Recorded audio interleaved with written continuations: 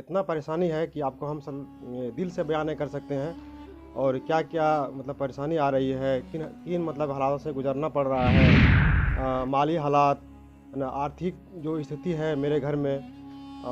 पापा तो मतलब मिडिल फैमिली से हैं, किसान हैं। और हर महीना जो मकान मालिक का जो किराया होता है खास करके वो दे नहीं पाते हैं। मकान मालिक का धमकियाँ सुनना पड़ता है। और ना जाने सर क्या बताएं आपको सर, मतलब कि नौकरी के लिए मारामारी हो रही है। नमस्कार, मेरा नाम सीमाब है और आप न्यूज़ फॉर नेशन से जुड़े हैं। कहानी छात्रों की, ये एक नया सब्जेक्ट लेकर के आना इसलिए ज़रूरी है कि राजधानी पटना से आरआरबी एनटीपीसी परीक्षा के बाद जो हंगामा खड़ा हुआ उसने सरकार की नींदें हराम कर दी हैं। आमतौर से राजधानी पटना में दूर दराज इलाकों से ग्रामीण परिवेश के बच्चे यहाँ आते हैं और उनका एक सपना होता है कि शायद 2-3 साल की तैयारी के बाद उन्हें कहीं अच्छी नौकरी मिल जाए। और उनके जो गार्जियन हैं, माता पिता हैं, वो भी इस उम्मीद में टकटकी लगाए बैठे होते हैं कि शायद पटना से कोई अच्छी खबर आए।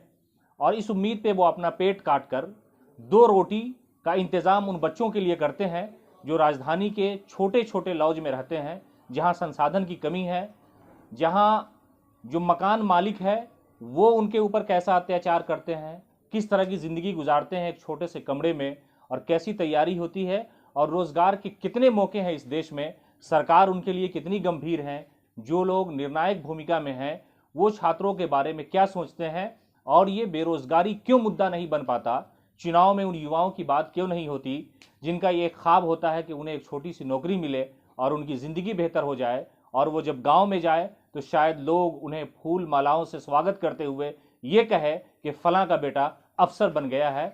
आज कहानी छात्रों की में राजधानी के इसी एक ऐसे लॉज में हम बैठे हैं जहां से हम आपको बताएंगे कि छात्रों के सामने क्या क्या समस्याएं हैं और कैसे उनकी ज़िंदगी गुजरती है। क्या नाम हुआ आपका? सर मेरा नाम मोहम्मद मसीर है। और सर हम यहाँ बहुत दिन से तैयारी कर रहे हैं सर। इतना परेशानी है कि आपको हम सर दिल से बयान नहीं कर सकते हैं। और क्या क्या मतलब परेशानी आ रही है, किन किन मतलब हालातों से गुजरना पड़ रहा है। माली हालात ना, आर्थिक जो स्थिति है मेरे घर में। पापा तो मतलब मिडिल फैमिली से हैं, किसान हैं। और हर महीना जो मकान मालिक का जो किराया होता है खास करके वो दे नहीं पाते हैं। मकान मालिक का धमकियाँ सुनना पड़ता है। और ना जाने सर क्या बताएं आपको सर, मतलब कि नौकरी के लिए मारामारी हो रही है। एक सीट पे सर ये सैकड़ों फाइट हो जाती, नौकरी के लिए हो जाती है, लेकिन फिर भी हम लोग कुछ नहीं कर पाते हैं। लास्ट में कुछ पॉइंट के लिए छूट जाते हैं सर। बता ना सकते आपको कितना परेशानी है अभी।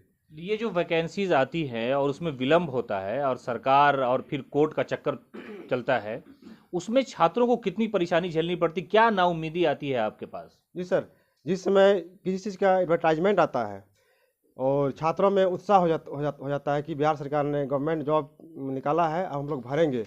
जब एडवर्टाइजमेंट पढ़ते हैं, चाहे सचिवालय सहायक हो, एनटीपीसी हो या रेलवे ग्रुप डी हो, यानी कि पटना में मोस्टली स्टूडेंट है सबसे ज़्यादा रेलवे की तैयारी करने वाले।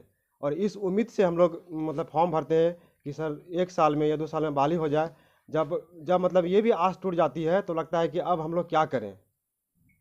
सरकार की पॉलिसी से आप नाराज़ हैं? हाल के कुछ सालों में छात्रों का ये कहना है कि वैकेंसीज बिल्कुल नहीं आ रही है, यहाँ तक कि आर्मी में भी बहाली नहीं हो रही है, जबकि वो रेगुलर वैकेंसीज हैं और जी उसमें भी बहाली नहीं है, तो आम बहाली की तो बात ही नहीं कर सकते हैं। हाल ही में आपने एनटीपीसी और आरबी वाला हंगामा देखा। जी सर। सर देखिए, ये एनटीपीसी का जिस समय बहाली का विज्ञापन निकला था तो उस समय मतलब हम लोग बहुत उत्साह में थे कि अब हम लोग की नौकरी की आस जगी है। लेकिन जब सरकार की लेट लतीफ़ी हुई और जो सेंट्रल जो मिनिस्टर है राजनाथ सिंह, जिस समय बिहार ये सेंट्रल में बीजेपी की गवर्नमेंट आई, तो उस समय सरकार बनने के बाद राजनाथ सिंह जो रक्षा मंत्री उस समय थे, उसने कहा कि अब सेंट्रल में बहाली नहीं आएगी। और उसने हवाला दिया कि कांग्रेस भी एक बार ऐसा किया था। तो फिर भी हम लोग आस नहीं छोड़े कि नौकरी की आस में हम लोग की नौकरी कभी न कभी होगी। तो जब देखे कि फॉर्म भरवा लिया और एक तरह से एग्जामिनेशन होने का कोई नाम नहीं ले रहा है, और हम लोग निराश हो गए कि कब एग्ज़ाम होगी। और एग्ज़ाम हुई भी तो रिजल्ट में इतना धांधली कि हम लोग आस ही खो बैठे हैं सर